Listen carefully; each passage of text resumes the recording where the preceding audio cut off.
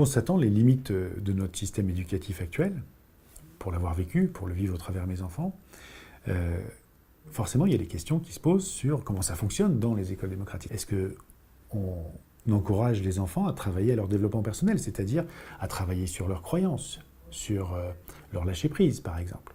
Et puis une autre question que je me posais, c'est effectivement, est-ce qu'on stimule les enfants pour les aider à ouvrir des champs de recherche, d'activités qui ne sont pas ceux que naturellement ils iraient chercher? Et fort de ces questions, j'ai eu la chance de passer une journée avec David et toute son équipe de l'École démocratique de Paris pour me rendre compte de ce qui s'y passait.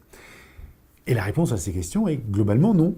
Non, on ne fait pas ce genre de choses. On crée les conditions, mais on laisse les enfants s'intéresser aux sujets qui vont les interpeller. Et là, on va les aider à aller le plus loin possible sur ces sujets-là.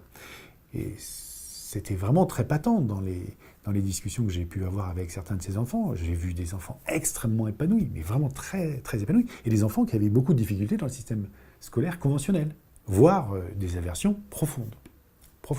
Des gens qui avaient été très blessés. Et oui, des histoires assez incroyables. Un garçon qui me racontait, un adolescent qui me racontait que quand il était à l'école conventionnelle, il avait toujours eu envie, mais jamais eu le temps de s'intéresser à jouer à la guitare. Et que finalement là, il avait eu le temps, puisque ces journées, il dispose de son temps, et qu'il avait commencé à apprendre la guitare, et qu'en quelques mois, il avait atteint un niveau qui était super. Voilà. Et donc j'ai vu des enfants extrêmement épanouis. La conclusion que j'en tire, c'est que finalement, qu'il y ait stimulation, qu'il n'y ait pas stimulation, c'est pas tellement la problématique, c'est comment on fait pour créer les conditions pour que les enfants se réalisent, se révèlent.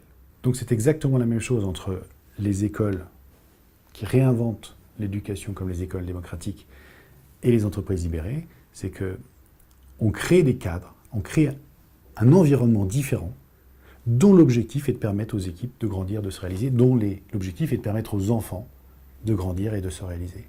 Le parallèle est identique.